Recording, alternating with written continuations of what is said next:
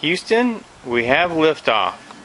So far, even though it's been in the high 90s or low hundreds, right now it says it's 93 degrees in the shade. Yesterday I came out here and said it was 105. But we've had a 100% germination from the radishes, which will be coming up first. So those look great.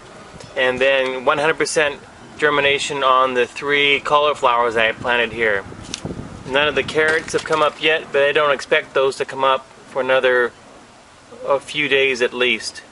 So far, very successful. I found that I really did not need caps on the top.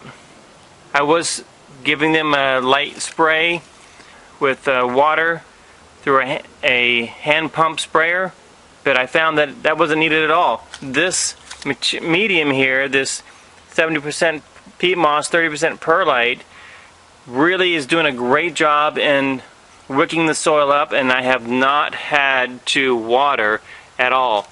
I noticed after the second day that I was getting some fungus growing in here.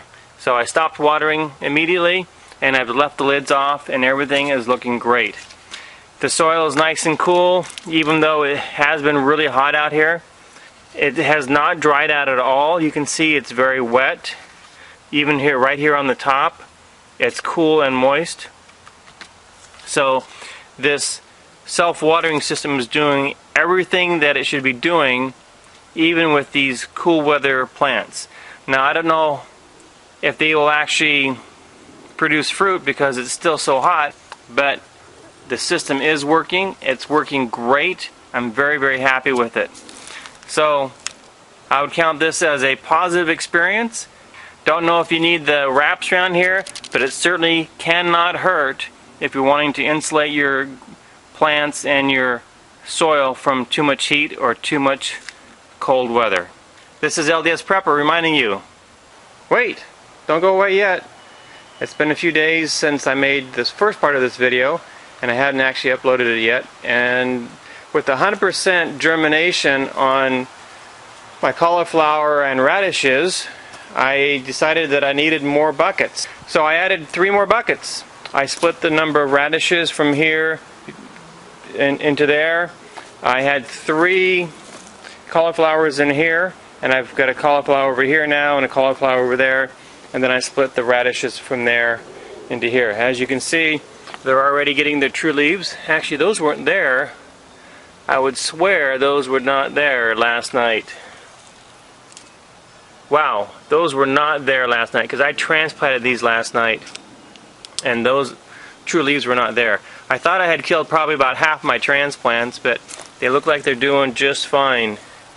My carrots are just coming up right now, and so what I decided to do, instead of having 3 rows, because I realized I needed more space because I realized how large these cauliflower will get.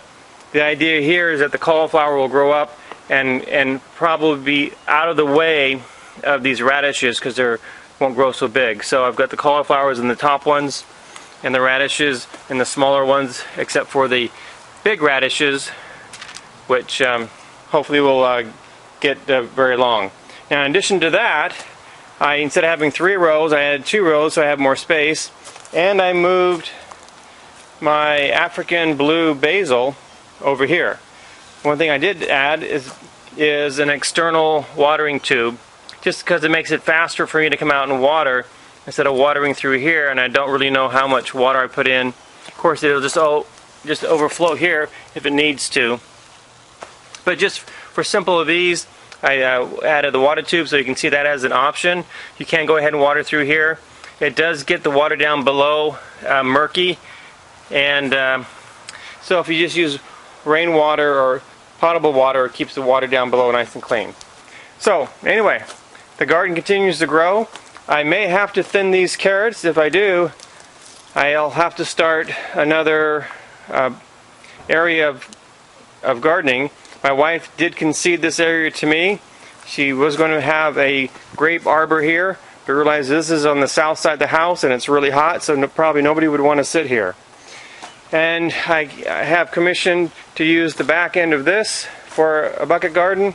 And of course I can put all my buckets across here on my solar panel system if I need to do that too.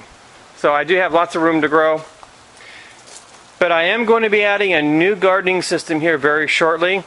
Again, I'm trying to show you different ways to garden, all of which can be very successful.